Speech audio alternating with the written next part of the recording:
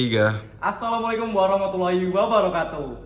Perkenalkan, nama saya Rehan David Fernanda dari SMA Negeri 1 Jakarta. Hari ini akan menyampaikan mosi Dewan ini memilih dunia di mana sumber daya pentingnya diatur oleh Agensi Sumber Daya Internasional. Pendapat saya akan dimulai dalam hitung mundur 3, 2, 1. Bismillahirrahmanirrahim.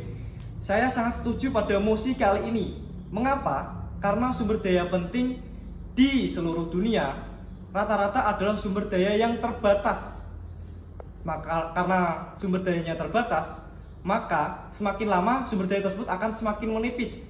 Karena itu, saya mendukung adanya agensi dari luar yang mengatur negara-negara tersebut untuk mengolah sumber daya pentingnya agar sumber dayanya lebih seimbang dan menjaga agar tidak ada kelangkaan di setiap negara di seluruh dunia. Dibuktikan dari Indonesia sendiri yang memiliki sumber daya minyak namun tidak dapat mencukupi kebutuhan masyarakatnya. Maka dari itu ada kebijakan dari luar untuk mengadakan proses perdagangan internasional. Indonesia memiliki perdagangan dengan Iran salah satunya untuk mengekspor minyak dan kembali ke Indonesia dalam impor untuk minyak yang jadi. Lalu yang kedua, di tiap negara memiliki aturan-aturan yang mengatur untuk pengolahan sumber daya atau pengambilan sumber daya penting.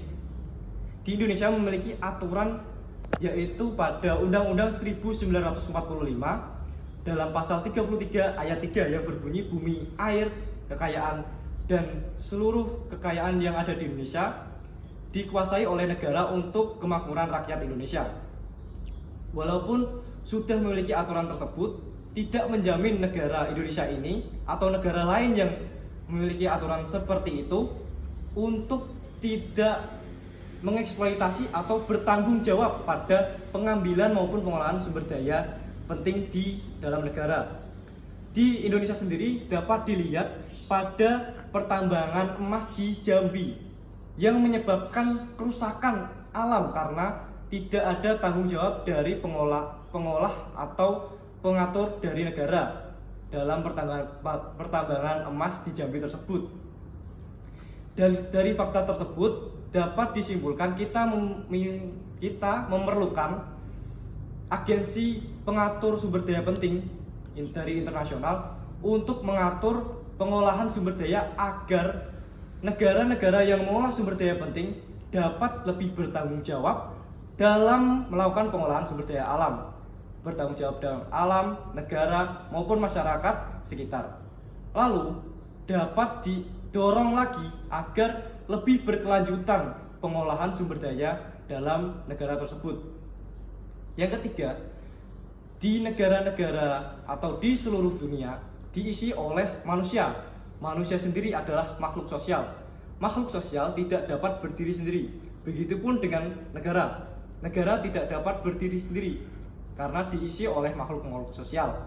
Maka dari itu, negara memerlukan jaringan-jaringan internasional.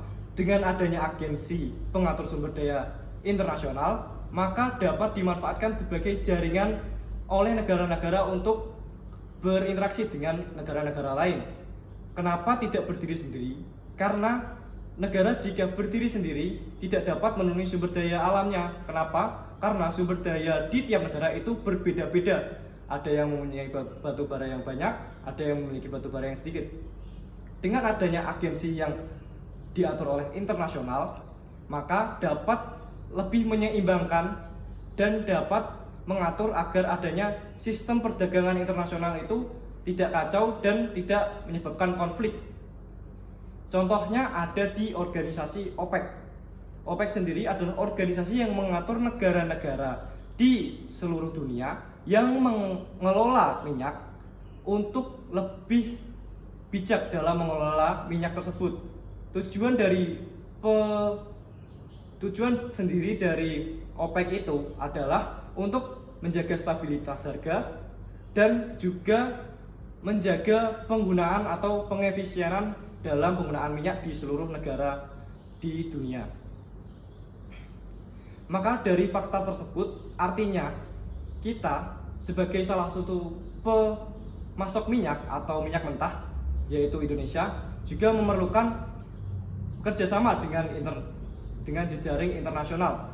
Karena dengan adanya jejaring internasional, maka kita dapat lebih menyeimbangkan kebutuhan dan juga sumber daya yang kita miliki untuk masyarakat kita maupun untuk negara-negara lainnya juga seperti itu. Dan mungkin itu saja yang dapat saya sampaikan. Mohon maaf jika ada salah kata. Wassalamualaikum warahmatullahi wabarakatuh.